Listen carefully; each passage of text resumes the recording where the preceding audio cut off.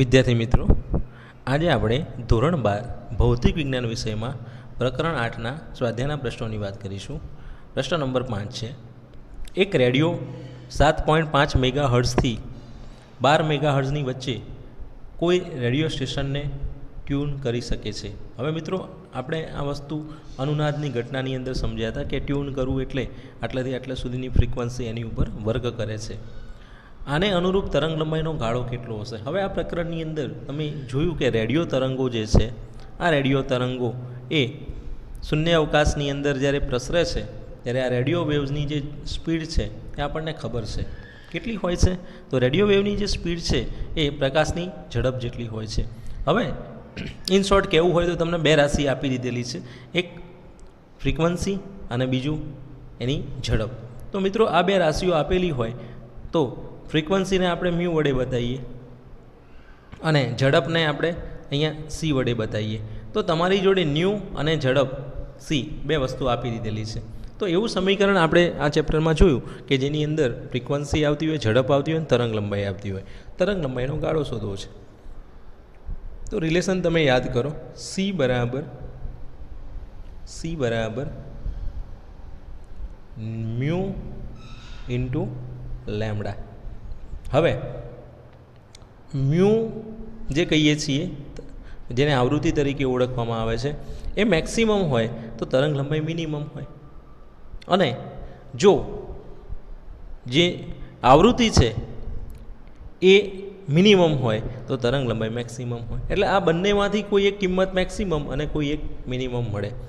જો પ્રથમ કિંમત જે છે આ મેક્સિમમ હોય તો આ મિનિમમ થાય, અને જો આ મેક્સિમમ હોય તો આ મિનિમમ થાય. એટલે ઓલ્ટરનેટિવલી એક મેક્સિમમ મળે, બીજી મિનિમમ મળે.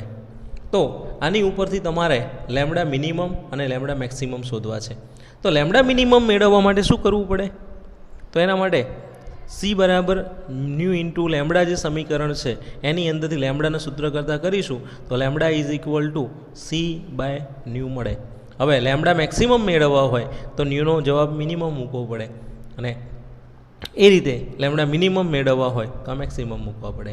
તો આ પ્રમાણે આપણે આ સમીકરણનો ઉપયોગ કરીએ. લેમ્ડા મિનિમમ બરાબર સી બાય ન્યૂ મેક્સિમમ, અને ધેરફોર અહીંયા લેમ્ડા મિનિમમનો જવાબ મળશે તમને. અહીંયા મિનિમમ આવશે. લેમ્ડા મિનિમમ બરાબર 3 × 10⁸ પ્રકાશની ઝડપ મૂકી દીધી, અને અહીંયા ન્યૂ મેક્સિમમ આવૃત્તિનું મહત્તમ કિંમત આપી છે 12 મેગાહર્ટ્ઝ, તો 12 × 10⁶, અને આનો જવાબ મેળવીશું તો એ આપણને કેટલો મળે છે? 25 મીટર મળે છે. એ જ રીતે લેમ્ડા મેક્સિમમની વાત કરીએ તો લેમ્ડા મેક્સિમમ બરાબર સી બાય ન્યૂ મિનિમમ. ચલો, સેમ રીતે એની ગણતરી કરીએ. 3 × 10⁸ ભાગ્યા 7.5 મેગાહર્ટ્ઝ, એટલે અહીંયા 7.5 × 10⁶, અને આનું સાદુરૂપ આપીશું તો 40 જવાબ મળશે. તો લેમ્ડા મિનિમમ અને લેમ્ડા મેક્સિમમના જે જવાબો છે એ આ રીતે મળે છે. અને તરંગ લંબાઈનો માગેલો જે ગાળો છે એ આપણને અહીંયા 40 અને 25 આ બંનેની વચ્ચેનો હશે. એટલે આટલી તરંગ લંબાઈ જો કોઈ રેડિયો તરંગો આવતા હોય રિસીવર ઉપર ઝીલવા માટે તો આપણે એ રેડિયો દ્વારા એને ઝીલી શકીશું, બરાબર. ટ્રાન્સમીટરમાંથી નીકળેલા રેડિયો તરંગોની આવૃત્તિ આટલી હોય તો એના અનુરૂપ તરંગ લંબાઈનો ગાળો 25 મીટરથી 40 મીટરની વચ્ચેનો મળે છે. અહીંયા જ એક પ્રશ્ન આપેલો છે, 6થો પ્રશ્ન. એક વિદ્યુત ભાર તેના સરેરાશ સમતોલન સ્થાનની આસપાસ 10⁹ હર્ટ્ઝ આવૃત્તિથી દોલન કરે છે. એટલે તમને અહીંયા આવૃત્તિનો જવાબ આપી દીધેલો છે 10⁹ હર્ટ્ઝ. સમજો, પ્રશ્ન પૂછેલો છે, આ દોલક દ્વારા ઉત્પન્ન વિદ્યુત ચુંબકીય તરંગોની આવૃત્તિ કેટલી? તો મિત્રો, અહીંયા જે વિદ્યુત ભાર દોલન કરે છે, માની લો કે કંઈ વિદ્યુત ભાર છે, આ દોલન કરે છે, તો આની આવૃત્તિ જેટલી હોય એટલી જ આવૃત્તિ આમાંથી જે વેવ્સ નીકળશે એની જોવા મળે છે. એટલે અહીંયા વિદ્યુત ચુંબકીય તરંગની જે આવૃત્તિ છે એ ઉદ્ગમની આવૃત્તિ જેટલી હોય છે, અને ઉદ્ગમની આવૃત્તિ 10⁹ હર્ટ્ઝ છે. તો એ જે તરંગ નીકળે છે વિદ્યુત ચુંબકીય તરંગ એની આવૃત્તિ પણ 10⁹ હર્ટ્ઝ બને છે. બરાબર. તો આપણે આ બાબત યાદ રાખીશું કે ઉદ્ભવતા વિદ્યુત ચુંબકીય તરંગની આવૃત્તિ તેને ઉત્પન્ન કરનાર ઉદ્ગમની આવૃત્તિ જેટલી હોય છે. તો તરંગની આવૃત્તિ ઉદ્ગમની આવૃત્તિ જેટલી હોય. ટૂંકા પ્રશ્નમાં પૂછે, MCQમાં પણ પૂછી શકે છે. બરાબર, તો ધ્યાનમાં રાખવાનું છે. મિત્રો, પ્રશ્ન 7ની અંદર શૂન્ય અવકાશમાં રહેલ હાર્મોનિક વિદ્યુત ચુંબકીય તરંગનો ભાગ હોય તેવા ચુંબકીય ક્ષેત્રનો કંપ વિસ્તાર, એટલે અહીંયા શું આપી દીધું કહેવાય? તો આની અંદર તમને મેક્સિમમ વેલ્યુ આપી દીધી કહેવાય ચુંબકીય ક્ષેત્રની. 510 નેનો ટેસ્લા છે. તરંગનો ભાગ હોય તેવા વિદ્યુત ક્ષેત્રનો કંપ વિસ્તાર કેટલો હશે? તો તમે જાણો છો કે જે તરંગો વિદ્યુત ચુંબકીય તરંગો છે એની પ્રસરણ દિશા એ આ બંને જે તરંગો છે એને વિદ્યુત ક્ષેત્રના તરંગો એટલે કે વિદ્યુત ક્ષેત્રના જે સદિશો છે અને ચુંબકીય ક્ષેત્રના સદિશો છે એના લંબરૂપે હોય છે. ધારો કે આ રીતે વિદ્યુત ક્ષેત્રના સદિશો મળે છે, આ રીતે. તો ચુંબકીય ક્ષેત્રના જે સદિશો છે એ કંઈક આ રીતે હોય છે, આ રીતે. તો આ જે સદિશો છે એ એકબીજાને લંબરૂપે હોય છે અને એમની વેલ્યુ શોધવા માટે અહીંયા કીધેલું છે કંપ વિસ્તાર. તો આપણા જોડે આવું રિલેશન છે, E/B = C. તો અહીંયા આની મેક્સિમમ કિંમત લઉં તો આની પણ મેક્સિમમ કિંમત લેવી પડે, એટલે E0/B0 = C. તો E0 = B0 × C. B0નો જવાબ આપી દીધેલો છે 510 × 10 - 9 અને Cનો જવાબ આપણે જાણીએ છીએ 3 × 10 - 8. તો આનું સાદરૂપ આપીશું તો આ સાદરૂપ આપણને મળે છે 1530 × 10 - 1, એટલે કે 1.53 × 10 2 વોલ્ટ પ્રતિ મીટર. અથવા બીજો જવાબ લખવો હોય તો શું લખાય? 153 ન્યૂટન પર કુલમ અથવા વોલ્ટ પર કુલમ.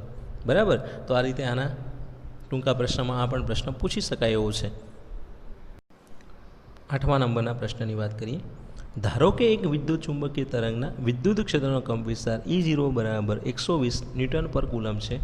તેની આવૃત્તિ 50 મેગાહર્ટ્ઝ છે. તો એ B0, ઓમેગા, K અને લેમ્બડા શોધો. બીજા નંબરે કીધેલું છે E અને B માટેના સૂત્રો શોધો અથવા મેળવો. હવે એક બાબત સમજજો અહીંયા કે પ્રશ્નની અંદર સૌથી પહેલાં તો વિદ્યુત ક્ષેત્રનો કંપ વિસ્તાર અને આવૃત્તિ આપેલા છે, એટલે ન્યૂનો જવાબ આપણને ખબર છે અને E0નો જવાબ ખબર છે. શોધવાનું કીધું છે B0. તો B0 E0 એક બે સાથે રિલેશનમાં છે. સૂત્ર જોયું આપણે E0/B0 = C છે. તો એમાંથી B0નો સૂત્ર કરતાં કરીશું તો B0 = E0/C થશે.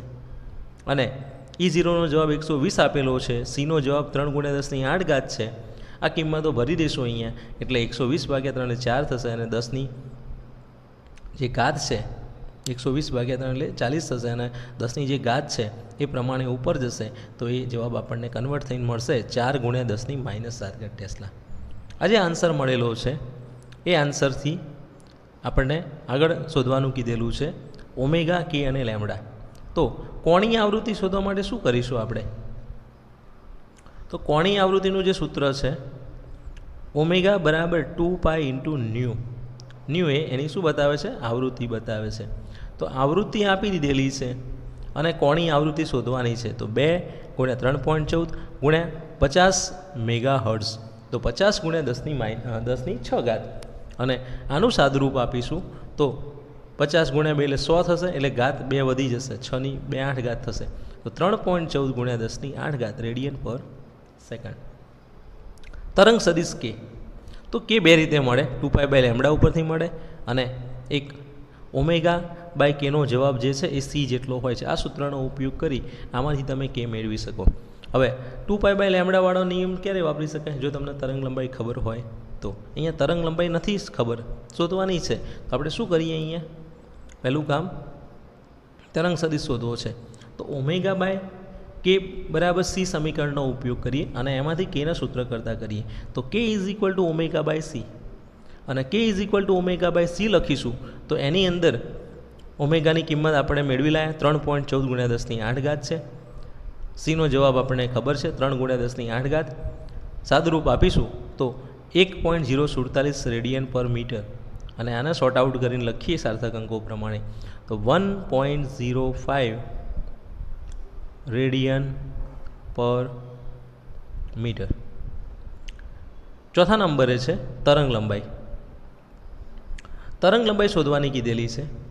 તો તરંગ લંબાઈ શોધવા માટે તમારે જોડે શાની જરૂર પડે? તો આગળ આપણે હમણાં સમીકરણ જોયું હતું, she is equal to new into lambda. આમાંથી તમારે લેમડાનું સૂત્ર કરતાં કરવા છે. તો લેમડા બરાબર સી બાય ન્યૂ. અને સીનો જવાબ 3×10⁸ છે. ન્યૂનો જવાબ 50×10⁶ છે. આનું સાદરૂપ આપીશું તો અહીંયા જવાબ મળે છે 6 મીટર. બરાબર.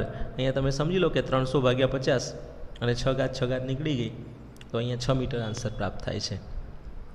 આગળ પૂછેલું છે કે અહીં જે વિદ્યુત ક્ષેત્રના ચુંબકીય ક્ષેત્રો છે એ કેવી રીતે મળશે? તો મિત્રો અહીંયા વિદ્યુત ચુંબકીય તરંગનું જે પ્રસરણ છે એ કોઈ એક ડાયરેક્શનમાં આપણે વિચારી લઈએ કે ધારો કે વિદ્યુત ચુંબકીય તરંગ જે છે એ એક્સ અક્ષ પર પ્રસરે છે.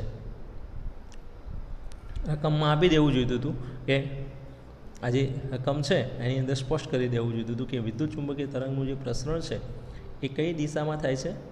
અહીંયા એક્સ અક્ષની દિશામાં પ્રસરણ પામે છે. તો એના ઉપરથી તમે અહીંયા ક્લિયરલી આ બાબત અહીંયા સ્પષ્ટ કરી શકો છો કે આપેલ વિદ્યુત ચુંબકીય તરંગનું પ્રસરણ ધારો કે એક્સ અક્ષ પર થતું હોય તો વિદ્યુત ક્ષેત્રના દોલનો વાય અક્ષ પર અને ચુંબકીય ક્ષેત્રના દોલનો ઝેડ અક્ષ પર થાય. કારણ કે મિત્રો પ્રસરણ દિશા એ આપણને એક્સ અક્ષની મળી, એનો મતલબ કે આઈ કેરેટ એ જવાબ થાય છે. કોનો? તો કે ઈ સદિશ ક્રોસ બી સદિશનો. અહીંયા ઈ સદિશની જગ્યાએ હું જે કેરેટ લખું એની ડાયરેક્શન અને બીની જગ્યાએ કે કેરેટ લખું તો જે ક્રોસ કે બરાબર આઈ કેરેટ. તો અહીંયા ધારી લઈએ છીએ કે ધારો કે પ્રસરણ એક્સ અક્ષ પર થાય છે તો આ પરિસ્થિતિમાં વિદ્યુત ક્ષેત્રના દોલનો વાય અક્ષ ઉપર અને ચુંબકીય ક્ષેત્રના દોલનો ઝેડ અક્ષ પર થતા હોવા જોઈએ. તો આનું સૂત્ર લખવું હોય તો ઈ સદિશ બરાબર ઈ વાય સદિશ બરાબર E0 sine KX - ωt into j caret. J caret એ વાય અક્ષની દિશા બતાવે છે અને એની અંદર કિંમતો ભરી દઈએ તો E0નો જવાબ આપણને ખબર છે 120 છે. સાઇન વિધેય પ્રમાણે હવે કેનો જવાબ લાવે છે 1.05x ઓછા ઓમેગાનો જવાબ લાવે છે 3.14×10⁸ ઇન્ટુ ટી અને એકમ આવશે એનો વોલ્ટ પર મીટર અથવા ન્યૂટન પર કુલમ. પહેલો પ્રશ્ન મળ્યો. બીજાના અંદર જોઈએ કે ચુંબકીય ક્ષેત્રનું સમીકરણ. તો ચુંબકીય ક્ષેત્ર ઝેડ દિશામાં છે. ઝેડ દિશામાં ચુંબકીય ક્ષેત્ર હોય તો બી સદિશ બરાબર BZ સદિશ લખાય અને બરાબર B0 સાઇન KX - ωt. આ પ્રમાણે લખીએ તો 4×10⁻⁷ સાઇન 1.05x - 3.14 10⁸ કે કેરેટ અને એકમ આવશે એનો ટેસ્લા. તો અહીંયા આ રીતે તમને પ્રશ્ન પૂછી શકે છે અલગ અલગ બરાબર. તો આ રીતે તમારાના જવાબ મેળવવાના છે. મિત્રો 9મા નંબરનો જે પ્રશ્ન છે, પુસ્તકમાં વિદ્યુત ચુંબકીય વર્ણપટના જુદા જુદા ભાગની શબ્દાવલી આપેલ છે. E બરાબર H નો ઉપયોગ કરી વિદ્યુત ચુંબકીય વર્ણપટના જુદા જુદા ભાગની ફોટોનની ઉર્જા EV એકમમાં મેળવો. ઉર્જા મેળવવાની છે ઇલેક્ટ્રોન વોલ્ટમાં. તમે જે આ જુદા જુદા ક્રમની ફોટોન ઉર્જા મેળવો છો તે કઈ વિદ્યુત ચુંબકીય વિકિરણના જુદા જુદા સ્ત્રોત સાથે સંબંધ ધરાવે છે? હવે આ આખું કોષ્ટક તમને આપેલું છે. આ જે કોષ્ટક છે એમાંથી આપણે ક્રમશઃ એક વિભાગમાંથી ઉર્જાઓની વાત કરીએ. તો સૌથી પહેલાં રેડિયો તરંગોનો વિચાર કરીએ અને એની સરેરાશ આવૃત્તિ જે છે એ ન્યૂ બરાબર 3×10⁸ હર્ટ્ઝ જેટલી હોય છે. તેના એક ફોટોનની ઉર્જા કેટલી થાય? તો ફોટોનની ઉર્જાનું સૂત્ર E બરાબર H ન્યૂ છે. અને આ જે સમીકરણ છે એની અંદર આપણે કિંમતો ભરી દઈએ તો આ કિંમતો ભરવાથી 6.625×10⁻⁴ 3×10⁸ જવાબ મળ્યો 19.88×10⁻26 જૂલ. હવે મિત્રો તમે જાણો છો કે જૂલમાંથી ઇલેક્ટ્રોન વોલ્ટમાં જવું હોય તો 1.6×10⁻⁻19 જે છે એના વડે એને ભાગી નાખવા પડે. તો જે જવાબ મળેલો છે એના કેટલા વડે ભાગી નાખીએ? 1.6×10⁻⁻19 વડે. અને આનું સાદરૂપ આપીશું કેલ્ક્યુલેટર ઉપર તો આનો જવાબ મળે છે 12.42×10⁻⁷ ઇલેક્ટ્રોન વોલ્ટ.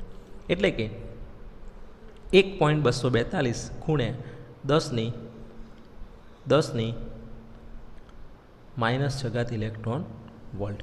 હવે અહીંયા પ્રશ્ન કંઈક આગળ એવો પણ પૂછેલો છે કે આની અંદર આ ઉર્જા જે છે એ કયા ક્રમની છે અને ક્યારે મળે છે? તો આનો જવાબ આપણને 10⁻⁴ ઇલેક્ટ્રોન વોલ્ટના ક્રમની મળી. તો આ ક્યારે આપણને મળે છે? તો દોલન ગતિ કરતો વિદ્યુતભાર આવા તરંગોનું નિર્માણ કરે છે, તો ઉત્પન્ન કરે છે. એટલે કોઈ વિદ્યુતભાર છે એ અપ એન્ડ ડાઉન મોશન કરતો હોય, અહીંથી અહીંયા જતો હોય, ત્યાંથી પાછો આવતો હોય, પાછો મધ્યમાંત સ્થાનથી નીચે જતો હોય, અને આ રીતે એનું દોલન થતું હોય અપ એન્ડ ડાઉન મોશનમાં, તો એ જે ઉર્જા છે એ આટલા ક્રમની 10⁻⁴ ઇલેક્ટ્રોન વોલ્ટ જેટલા ક્રમની ઉર્જા ઉત્પન્ન કરતો હોવો જોઈએ. બરાબર? તો આ બાબત અહીંયા ક્લિયર કરવાની. હવે આવા બધા જ પ્રશ્નોના જવાબો તમારે આ રીતે મેળવવાના થાય. હવે જુઓ, અહીંયા પરીક્ષામાં કદાચ આ પ્રશ્ન પૂછાય તો તમને આવૃત્તિઓ આપી દેવામાં આવે કે ઇન્ફ્રારેડ વિભાગમાં સરેરાશ આવૃત્તિ 10⁻13 હર્ટ્ઝ છે. તો આવી પરિસ્થિતિમાં ફોટોનની ઉર્જા શોધવા માટે E = h × ન્યૂ સમીકરણ વાપરી દઈએ છીએ અને પછી કિંમતો ભરી દઈએ છીએ.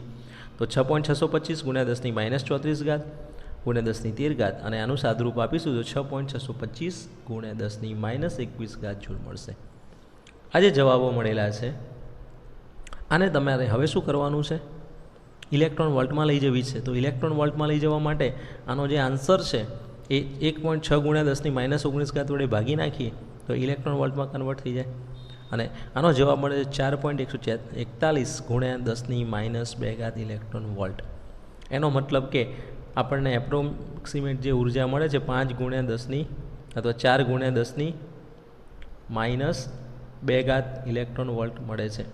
હવે આ જે ઉર્જા છે એ -2 ઇલેક્ટ્રોન વોલ્ટના ક્રમની છે અને આ ઉર્જા આપણને ક્યાંથી પ્રાપ્ત થાય છે? તો જ્યારે પરમાણિક કે આણ્વિક ઉત્તેજન થતું હોય પરમાણુની અને અણુની અંદર, ત્યારે આટલા ક્રમની ઉર્જાવાળા ઇન્ફ્રારેડ વિકિરણો શું થાય છે? ઉત્સર્જાતા હોય છે. બરાબર? તો આ રીતે તમારે આ ઉર્જા ધ્યાનમાં લેવાની છે. હવે મિત્રો આપણે ડાયરેક્ટ અહીંયા ચર્ચા કરી દઈએ કે દ્રશ્ય પ્રકાશ લેવામાં આવે. દ્રશ્ય પ્રકાશ, તો દ્રશ્ય પ્રકાશની આવૃત્તિ આટલી છે 10⁻14 હર્ટ્ઝની ક્રમની. હવે એની અંદરથી કિંમતો મૂકીશું આપણે તો આપણને જે જવાબ મળે છે 2.484 ઇલેક્ટ્રોન વોલ્ટ મળે છે. અને આ જે ઉર્જા છે એ ક્યારે ઉત્પન્ન થાય છે અથવા આવા વેવ્સ ક્યારે મળે છે આપણને ઇન્ફ્રારેડ પછી દ્રશ્ય પ્રકાશના વિઝિબલ લાઇટ ક્યારે મળે છે? તો પરમાણુમાં વેલેન્સ ઇલેક્ટ્રોનની સંક્રાંતિ થાય અને એ વખતે જે વિકિરણ ઉત્પન્ન થાય છે એના આપણે અહીંયા આ રીતે ધ્યાનમાં લઈ શકીએ છીએ. એટલે પરમાણુના વેલેન્સ કક્ષામાં ઇલેક્ટ્રોન સંક્રાંતિ પામે એટલે એક કક્ષામાંથી બીજી કક્ષામાં જાય ત્યારે એ જે ઉર્જા રિલીઝ કરે છે એ વખતે આવું એક દ્રશ્ય પ્રકાશ બહાર નીકળતો જોવા મળે છે. એ જ રીતે અલ્ટ્રાવાયોલેટ વિભાગ લેવામાં આવે તો એની આવૃત્તિ 10⁻15 હર્ટ્ઝ છે અને એનો જવાબ મેળવીએ છીએ તો એ 4.141 મળે છે. અને આ જે છે એ પણ ઉત્તેજિત પરમાણુ દ્વારા મળે છે. એટલે અહીંયા જે રીતે સિચ્યુએશન હતી એવી સિચ્યુએશન આના માટે પણ લાગુ પડે છે. ત્યાર પછી ક્ષ કિરણોની વાત કરીએ તો ક્ષ કિરણોની આવૃત્તિ જે છે એ 3 × 10⁻18 હોય છે. ઘણી ઊંચી આવૃત્તિ હોય છે અને એના પરથી એની ફોટોનની ઉર્જા ગણીએ ઇલેક્ટ્રોન વોલ્ટમાં તો એ આપણને 1.242 × 10⁻4 ઇલેક્ટ્રોન વોલ્ટ મળે છે. હવે આવું ક્યારે મળે? તો આના માટે પ્રચંડ વેગથી ગતિ કરતો ઇલેક્ટ્રોન જ્યારે અથડામણ અનુભવે છે અને એકાએક તેની પોતાની ગતિ ઉર્જાને એ ગુમાવી દે છે ત્યારે વિકિરણ જે ઉત્પન્ન થાય છે અંદરથી વિકિરણ ઉત્સર્જન પામે છે એ વિકિરણની આપણે અહીંયા ક્ષ-કિરણ તરીકે એને લઈ શકીએ છીએ. હવે છેલ્લે ગામા વિકિરણની વાત કરી દઈએ તો ગામા વિકિરણ જે છે એ 3 × 10⁻20 હર્ટ્ઝ આવૃત્તિ ધરાવતું હોય છે સરેરાશ રીતે અને એના ઉપરથી એની ઉર્જા ગણીએ છીએ તો 1.242 × 10⁻6 મળે છે. હવે મિત્રો આટલી ઉર્જા ક્યારે પ્રાપ્ત થાય? તો આના માટે આ બંને બાબત યાદ રાખવાનું છે કે જ્યારે એક્સરે ઉત્પન્ન થવાની વાત આવે છે ત્યારે પણ એ જે ઉત્પન્ન થાય છે એ ખૂબ ઊંચી ગતિ ઉર્જા ધરાવતો કોઈ એવો ધન વિદ્યુત ભારિત કણ અથડાય છે, આલ્ફા કણ અથડાય છે ત્યારે એ ઉત્પન્ન કરે છે. અને અહીંયા ઉત્તેજિત રેડિયોએક્ટિવ ન્યુક્લિયસ આવા ગામા કિરણોનું ઉત્સર્જન કરતા હોય છે. એટલે આગળ તમારે એક પ્રકરણ આવશે ન્યુક્લિયસનું, એની અંદર આપણે રેડિયો એક્ટિવિટીની ઘટના જે સમજીશું એમાં એક આ બાબત આવે છે. તો આ વસ્તુ એની સાથે સંકળાયેલી છે.